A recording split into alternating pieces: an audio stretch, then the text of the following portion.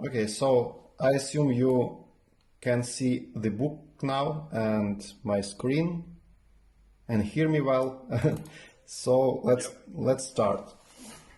So basically, the subsection 6 of chapter 18 is about conserved quantities in the Newtonian mechanics, and those are like the energy, momentum, and angular momentum, and basically those are like some kind of just conserved quantities. And energy could be divided in two kinds of energies, like K and U, and that's basically the kinetic and potential energies.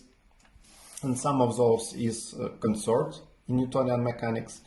And for like a particle in Newtonian theory, the kinetic energy equals to mv squared over 2. And if you have a lot of those particles, the kinetic energy could be considered as the heat energy. So it's basically some kind of averaging among those small particles energies, something like that. But it's more about like statistical mechanics probably. Just like a quick note, which is kind of the approach of quantum mechanics in general, right? With the probability, it's more like a statistical model. Probably, but like maybe in a bit different way. So you're talking that like a quantum mechanics is like a statistical way of thinking, right? Yeah, that's the claim. It's contested claim. I'm not sure that's like that. This thought is exactly correct, but it's more like not statistical, but a probabilistic view. Like when you don't have the exact position or exact speeds, right? You have some kind of the distributions there. But here I'm talking about just like some kind of average statistics. So I'm not an expert in the statistical mechanics, but I think that it's like a bit on the side from the quantum mechanics. So maybe there is some kind of the statistical quantum mechanics which kind of merges the statistical things into quantum world, but that's the whole other story actually.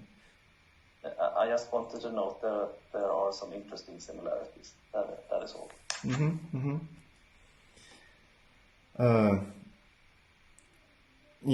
And to obtain like the potential energy, we need to know something of the detailed nature of all the forces involved into our system, and neither like the total kinetic energy or the total potential energy need to be individually conserved, but the sum of those is.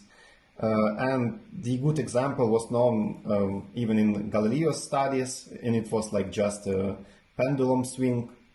So when the bob swings, it goes from like the maximum of its potential energy when it's raised and is at rest, and when you kind of drop it, this potential energy converts into kinetic energy, which goes back into potential energy, and basically like the whole amount of the energy, sum of the kinetic plus potential, is conserved in that case. The next thing is the momentum, and momentum is basically this product of mass on velocity for a particle, and the total momentum in our mechanical systems is also conserved. And like the basic example of that is like when you have some particles collisions among themselves. And we have seen that in chapter 17 while taking a look at the third Newton's law, because like this Newton law will kind of help, is helping us to prove that the momentum is conserved. In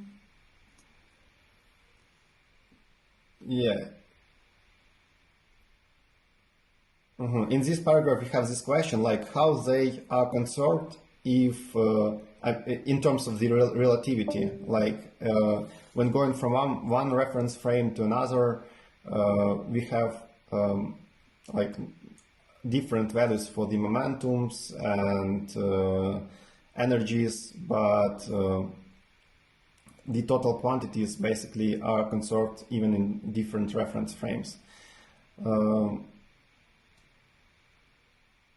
Yeah, and basically here it's given like an exercise, so it's just a statement that yeah, it's true, those are conserved even when like the velocity will be different in the other frame. And one more quantity to consider is angular momentum, and it's more like about the rotation of the system.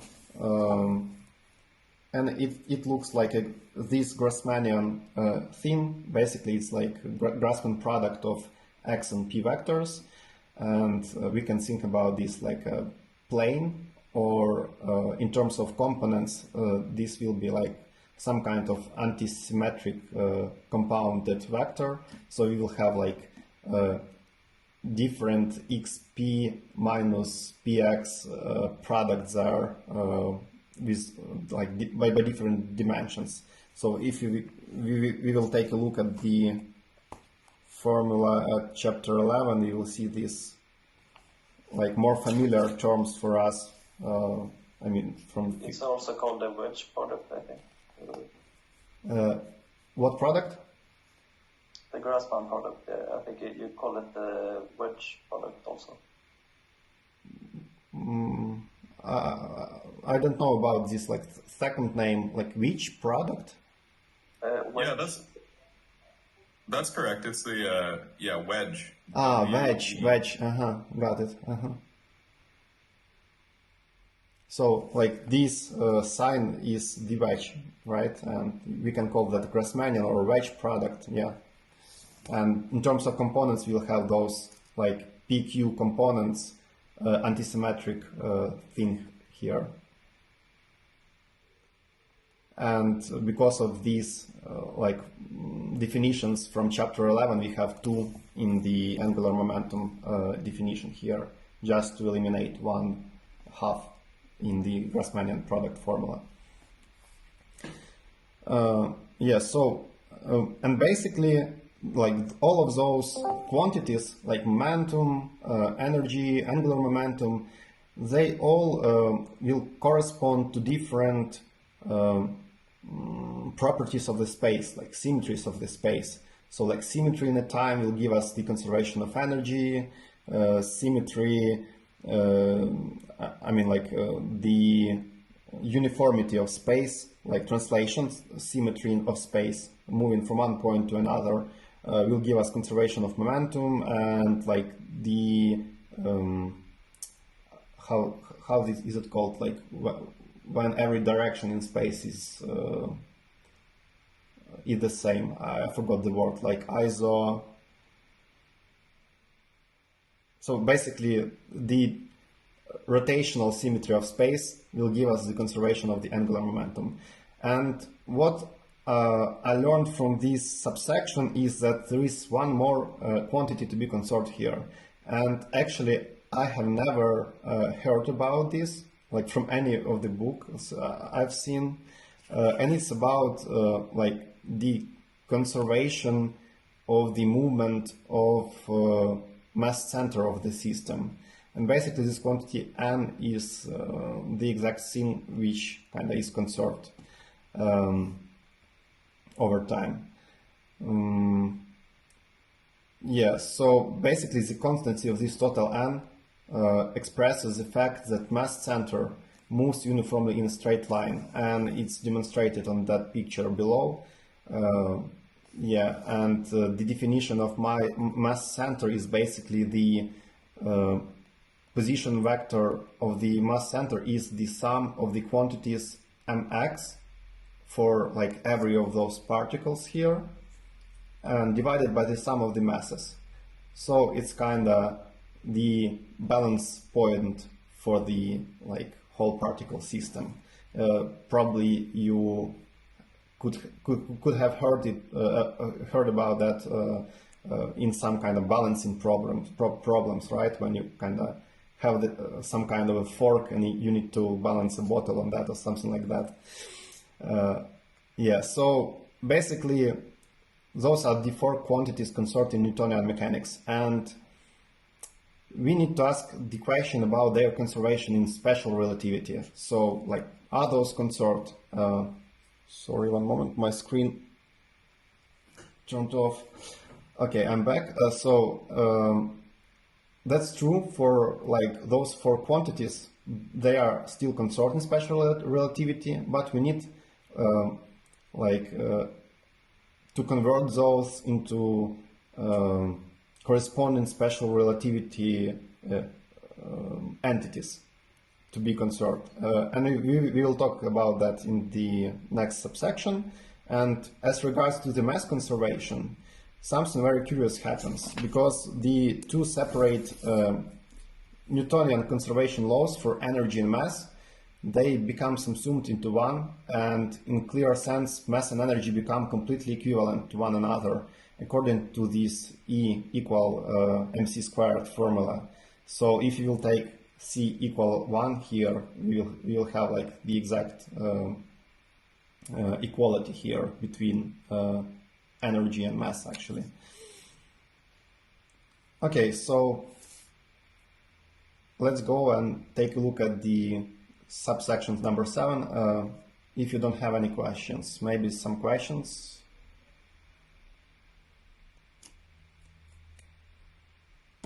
Okay, so basically in space-time we know that time kind of merges with space, so we will have like this 4 vector here to determine our like point in a space-time, right? So we will have events instead of just particles.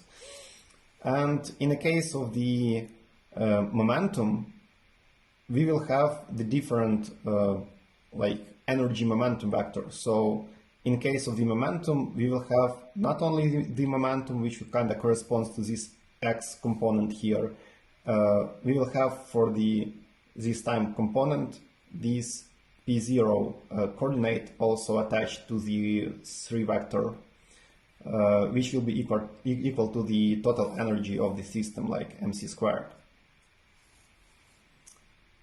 Yeah, and here Penrose talks just about the metric tensor. He says that we can take c equal 1, and therefore all of those will be like standard Minkowskian tensors, right? Like 1 and minus 1 on the diagonal.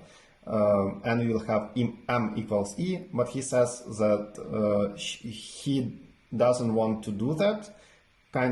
He will leave c squared there at the place, just probably to take a look on the more general formulas with the c included into those. And in the next paragraph he says that actually from a theoretical perspective, the 4 vector of the energy momentum is more appropriate to be regarded as a covector.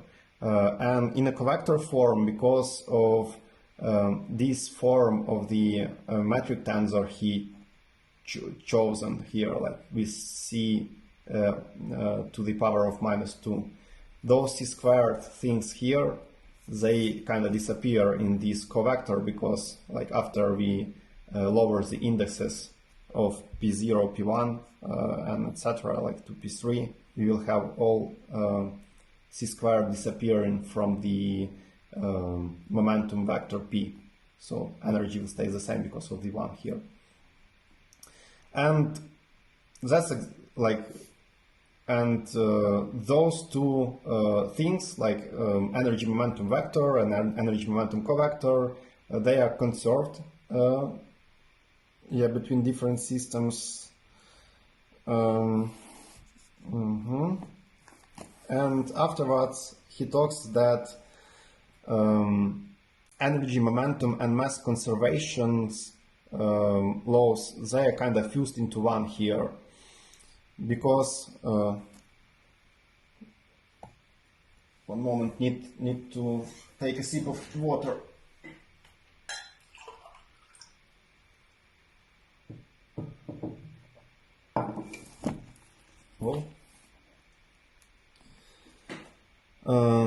yeah, let's see what he is writing here. So he talks that the law of energy conservation, momentum conservation, and of mass conservation are all subsumed into this one law for momenta conservation. And the reason for collecting them together in this way is that under change of reference frame, these quantities get transformed among themselves in the correct way for relativity theory. So basically, in special relativity, we kind of need, after merging time with space, we need to merge like energy with momentum. And because of interconnection between mass and energy, probably you will have like all of those conservation laws subsumed or like fused into one for momenta conservation. And afterwards he talks about mass conservation, and basically he says that we can kind of have this notion of relative mass, basically in different reference frames depending on its velocities, especially if the relative velocity is really big, like approaching velocity of speed of light. This effect will be significant, and like the mass, like the moving mass probably will appear to us like a larger one, so it will be like gamma factor, something like that. And to kind of have this more stable notion of mass, and he says that this mass, which is relative, like relativistic mass, that's the quantity which is conserved here. So basically that thing will be stable, but the rest mass will not, but it's stable from the point of view of like or maybe it's even more like physical thing to think about. I have seen it, one moment, I have seen it in this book. So I have this book like about special relativity from Leonard Susskind, and actually I have seen yesterday somewhere a paragraph about mass there. I will try to find it fast, but yeah, so it's here. So basically he also have like a small remark or note about terminology about mass and rest mass, and he says that actually the term rest mass is like anachronism despite its continued use in many undergraduate textbooks, and nobody he knows who does physics uses the term rest mass anymore. And the new convention is that word mass means the term rest mass, what used to mean. And the mass of particle is a tag that goes with the particle and characterizes the particle itself, not the motion of the particle. If you look up the mass of an electron, you won't get something that depends on whether the electron is moving or stationary. You'll get numbers that characterizes the electron at rest. So basically, when we are talking about mass in physics, usually we are talking about the rest mass, like from point of view of the particle itself. And what about the thing that used to be called mass? The thing that does depend on particles' motion in special relativity, yeah? And basically, physicists call that energy, or perhaps energy divided by the speed of light squared. And this energy characterizes the moving particle. Energy at rest is just called mass. And that's kind of describes that energy mass equivalence we have seen from MC squared formula. So basically, in his books, he avoiding the term rest mass altogether. So that's just a note about like the modern approach, probably. But anyway, so that rest mass is basic. Small question about that. Yeah. But isn't what they refer to as energy the same as relativistic mass? Mm-hmm. Yeah, probably that's true. Okay. Yeah. Okay, another term. Okay, great. Okay, so in his book, like Penrose defines this rest mass as like from this formula of like the length of the momentum energy vector, and basically all four vectors are conserved between while passing from one reference frame to another. And by that I mean like space-time, like position vector, like just space-time vector for vector, or for example like for velocity or energy momentum.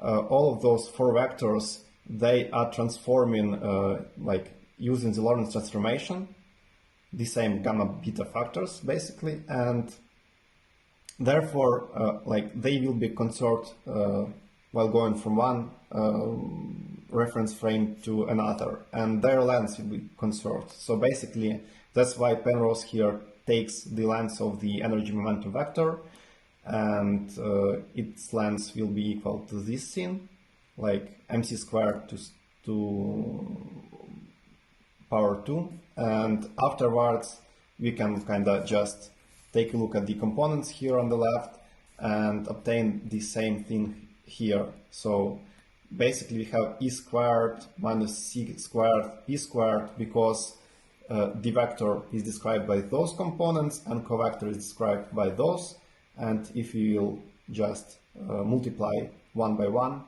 we will obtain the exactly like the same formula which is here, and from it we can deduce this mu and obtain the equation for it.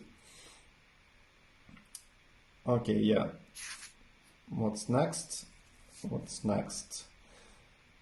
Yeah, and afterwards Penrose looks at the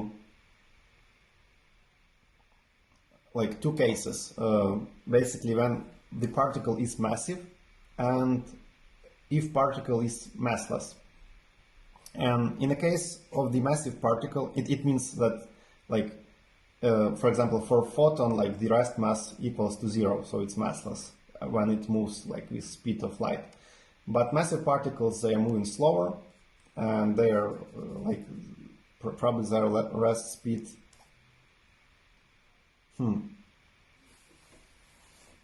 I kind of thought maybe I'm wrong here, so please correct me if I'm wrong here. Like, what is the rest mass of the photon? Is it 0? Yeah, it's 0. I think so. Mm-hmm. So the way that you could think about that, right, is using the definition up there of, like, you know, the 4 momentum squared is e squared minus p squared. Yeah. Well, the energy of the photon is just like p, right? So if you have e squared minus p squared, that's just p squared minus p squared. Got it. So it comes from this like space-time cocktail thing. So basically kind of mixing the time with space and energy with momentum, and because of that mixing thing, you kind of, if you're not moving, you have this rest energy, and if you're moving with the speed of light, all of your time-like energy goes into space-like energy, basically. Space-time cocktail. I'm totally stealing that expression. Yeah, so one clarification though, so one photon has no rest mass. But if you had a system of 2 photons, as long as they're not moving like along the same line, then there is an invariant mass to that system. Mm-hmm. It's a little tricky to see why that is, because you'd think, oh, well, there's no invariant mass for either photon, but the system of the 2 of them do have a mass, which is one way to think about it is like if you had photons in a box, and that box was made of mirrors, so like the photons are just bouncing back and forth. When you push on the box, if the photons are not moving in the same direction, you'll actually be like redshifting or blue shifting either photon when it hits the edge of the box. And so because you're actually like changing the energy of those photons, there's like a inertial mass to that box. Because the mass is increased if there are more photons. More than 2. Is it increasing? Yeah, so it really depends on the direction. So there's something that's called like the center of mass frame or center of momentum frame, and the system will have mass if there exists a center of momentum frame. But I think we'll get into this. Mm-hmm. Yeah, interesting stuff. Yeah. Could you say maybe that they don't have mass, but they gain something like that when they interact, maybe? Just a bit. I mean, it's only relative to each other when they actually interact. We'll see this. I think that in this case, like separate photon doesn't have it, but if you take a system, then system as like a total thing, like bigger thing than just a separate photon. And basically, Exactly. some momentum in the system, it will not go like totally into space only. So basically, you will not have this balance in this formula, like E squared minus P squared will not be equal to 0 for a system. Right, I think that's right, because the P squared, when you write this out in terms of like the total form momentum, so it'd be like, you know, E1 plus E2 squared minus P1 plus P2 squared. Mm-hmm.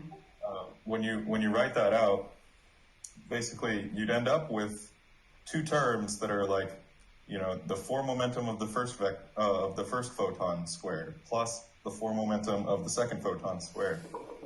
But then you'd have like a term that's like two. Yeah, here, if you want to write this out, like the momentum 4 vector P mu.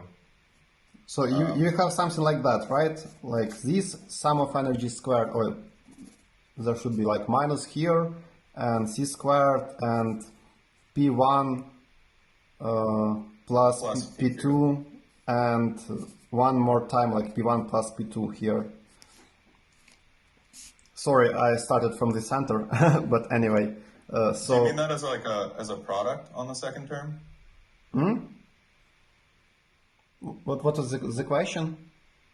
What is the second term here? It looks like you have open parentheses and then like two terms separated by a comma. I think it should be the product of these things. It's a scalar product. Ah, okay, yeah, exactly. Yeah, so it's a scalar product. So basically, we'll have like E1 squared plus E2 squared plus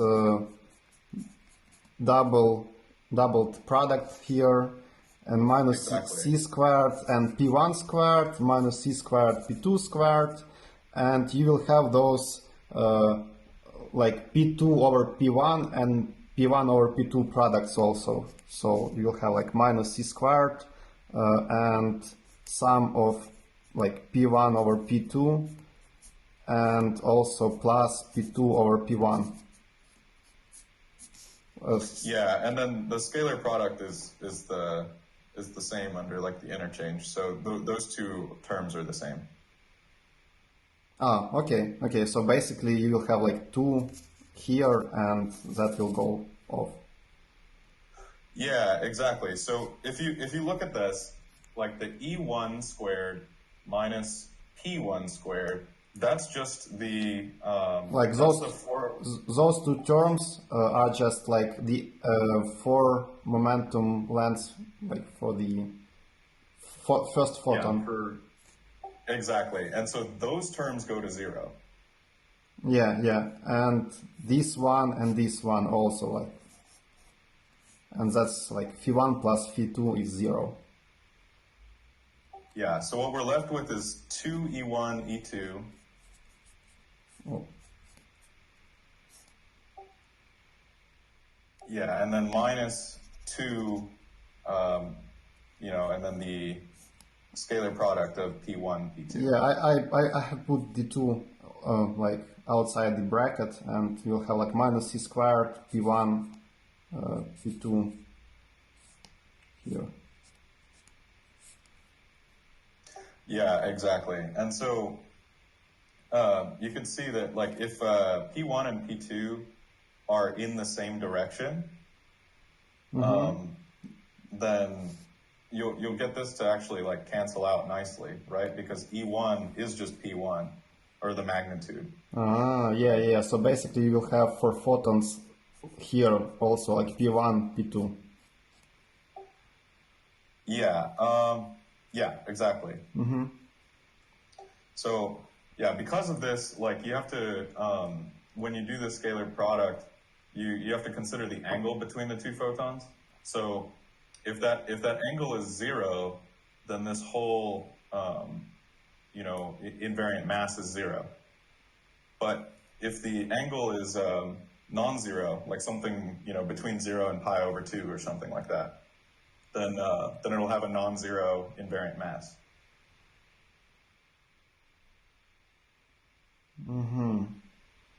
And there is also the case, right, when those momentums are over the right angle. So if you will have like two photons and the angle between those will be the right one, those scalar products will be equal to 0, right? Right. So that system also has mass. It has mass? It does, because really the E2, E1 term there, it's not exactly the scalar product of the two momenta. What it is it's the product of the magnitudes, which is the scalar product of the two momenta would be the product of the magnitudes times the cosine of the angle. Yeah, true, yeah. Right, but the E terms are just the magnitude of the momenta. So you will have so like there's no cosine. The absolute values here. Exactly. So there would be no cosine between them. Got it. Okay. So it only cancels out when the cosine is 1. Yeah. Now I got it, because I've been thinking about scalar product here, and now it kind of more understandable. Okay, thank you for a nice example. That was really useful, I think. Yeah, for Very sure. cool also. Yeah, there's a bunch of cool stuff if we do a little bit more on like acceleration in special relativity. I know Chris has some new videos coming out on that. I've seen those. He has like a theme about Rindler's coordinates and Rindler's horizon there. Yeah, so if we do acceleration in relativity, then we can actually take this 2-photon system and put it in a box of mirrors, and when you push on that box, you can see how it's got that inertial mass that we just calculated. Joe, I want a lecture from you now.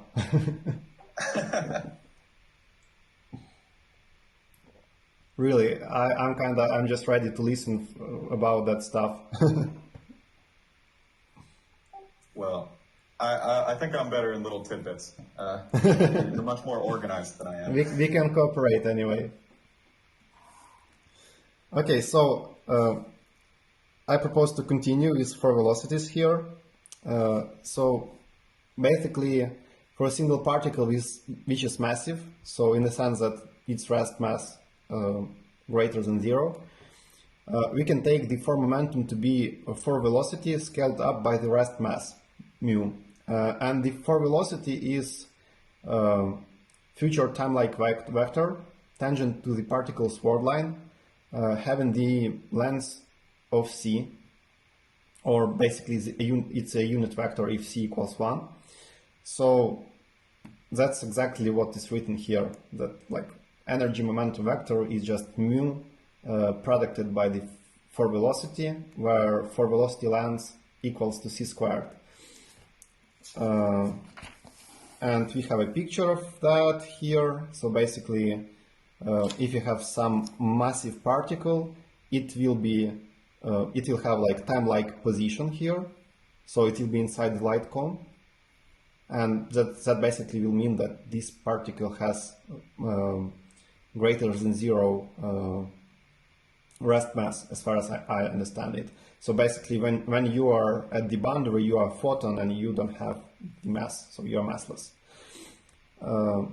Yeah, and for velocity, it's just this tangent vector to the particle's word line here. And if particle is moving uniformly, then it will kind of be the same as the path of the particle. And in terms of the formulas, this for velocity vector is equal to the gamma producted by the c squared, and three components of velocity are just regular Newtonian velocities here. So that's kind of the definition for the velocity in the space-time. We will see from the Chris's videos how it's deduced from the core principles. Yeah, and particles can also be massless, as we have talked about already, and the photon here is the prime example. Then the four momentum is a null vector, and it also goes around the surface of the light cone.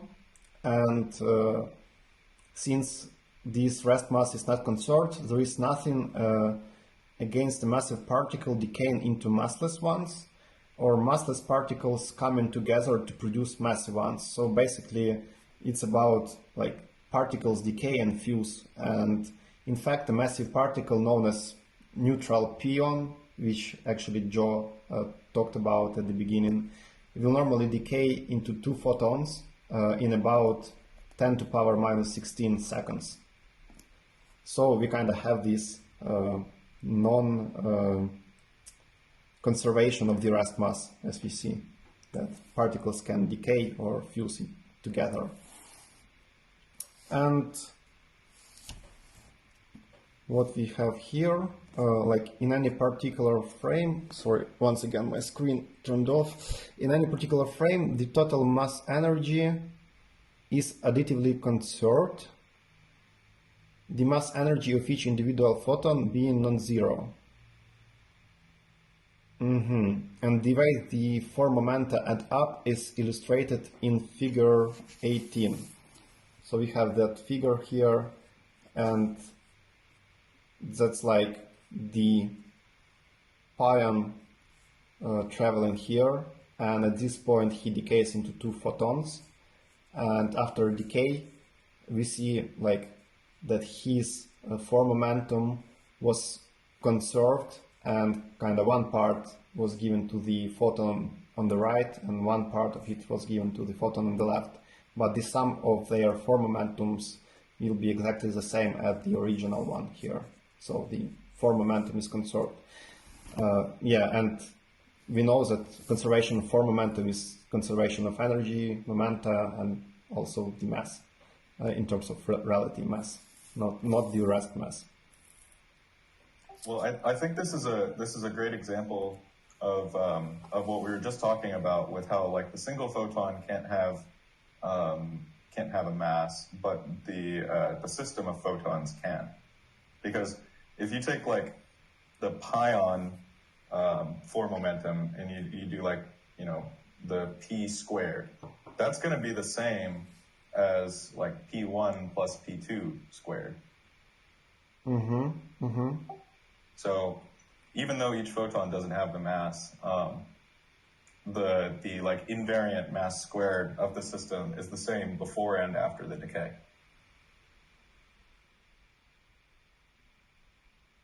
And so another way to interpret that is that these photons will not be will not be emitted along the same line if it's a pion decay.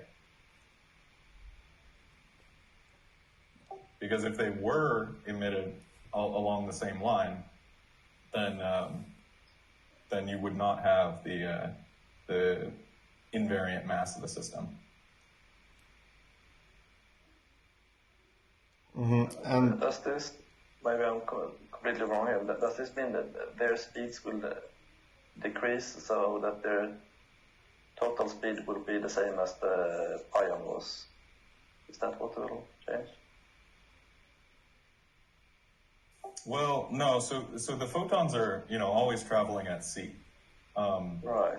But the energies of each photon will vary. Okay. So like, you know, the energy of the photon, even though it's got like the same velocity, you know, So they will have, like, you will divide the wavelength into those photons, so the total wavelength will be that of the ion.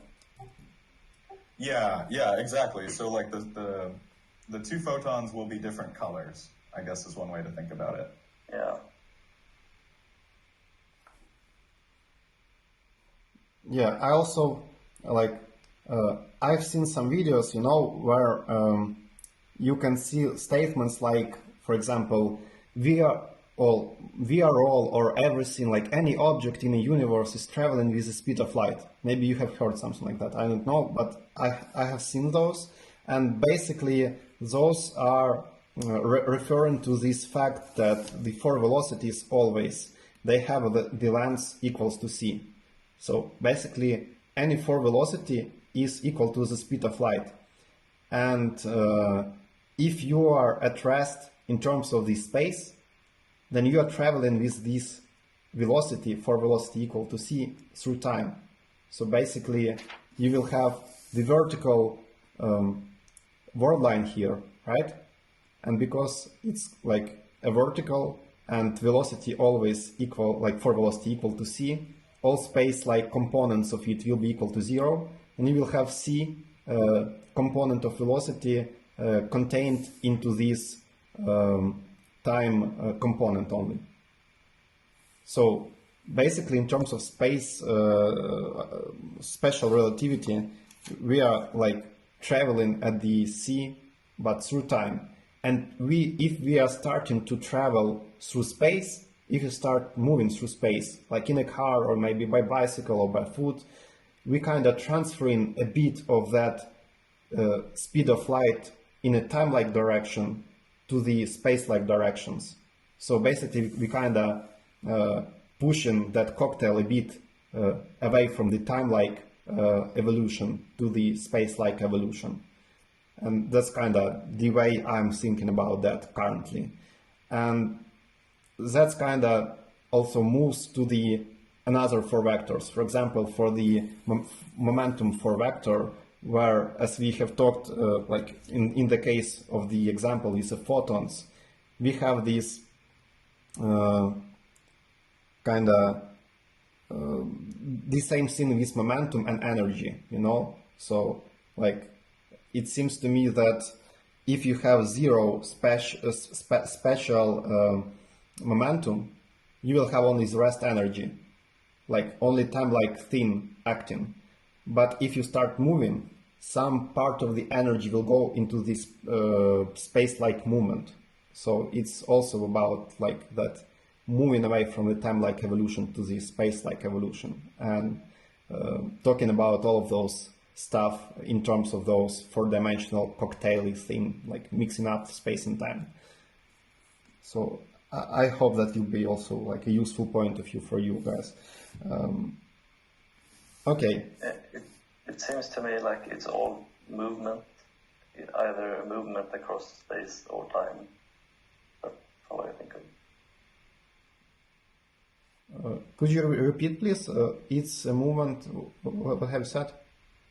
You have this fixed amount of movement, the speed of light, but you can have this movement as moving across space, or just having a time ticking, basically.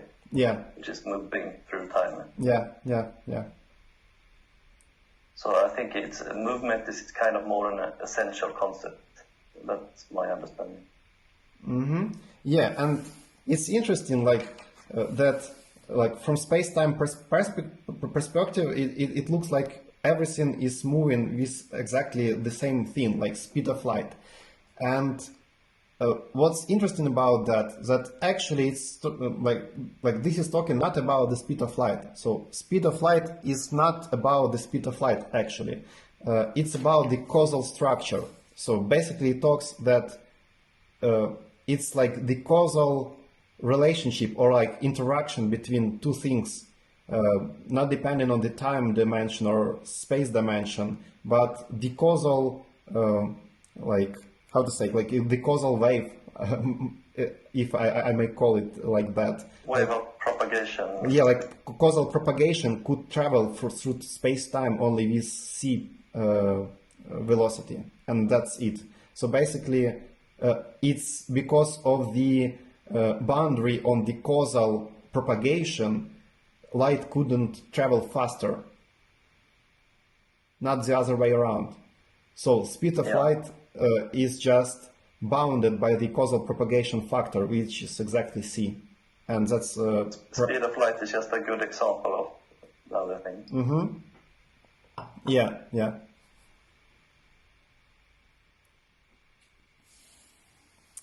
Okay, so let's continue further with the angular momentum. And angular momentum in the case of special relativity will be also some kind of a cocktail of the momentum and energy there and space. So basically it will be a tensor quantity MAB, which is antisymmetrical in its two indices. And we know from the previous examples we have seen that Lie algebra of those matrices will have like 6 dimensions only. And for a single structureless point particle, we will have this equation here, like MAB equals XAPB minus XBPA. And XA is the position of 4 vector. Yeah, that's true. If the particle is in inertial motion, then MAB is the same for all points on its world line. Okay, and to obtain the total relativistic angular momentum, we simply add angular momentum tensors for each particle separately. So it's basically just additive thing. Yeah, and here we have this like MAB components discussion, and here Penrose talked that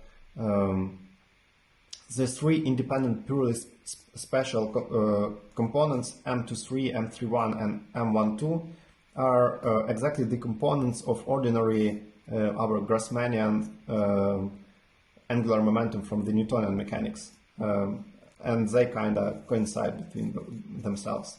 And the other 3 components are corresponding to the quantity n we have seen before, which corresponds to this conservation of the uniform motion of the mass center of the system. Yeah, and at the end, Penrose just tells that remember that we had this 10-dimensional Poincare group of symmetries for the Minkowski space, which has 4 dimensions referring to the space-time translations, and the remaining 6 to the Lorentz rotations. And he says that we shall see in the chapter 20 that there is such thing as a Noether theorem, and it basically relates the symmetries to the conservation laws. And that's exactly what I've been talking about in the previous section, when I told that we can deduce those conservation laws from the symmetry of space and time. And this provides a deep reason for the conservation laws for the 4 momentum and 6 angular momentum MAB, since those arise respectively from the 4 translational symmetries and 6 rotational symmetries of the Minkowski space. Yeah, so basically that's all.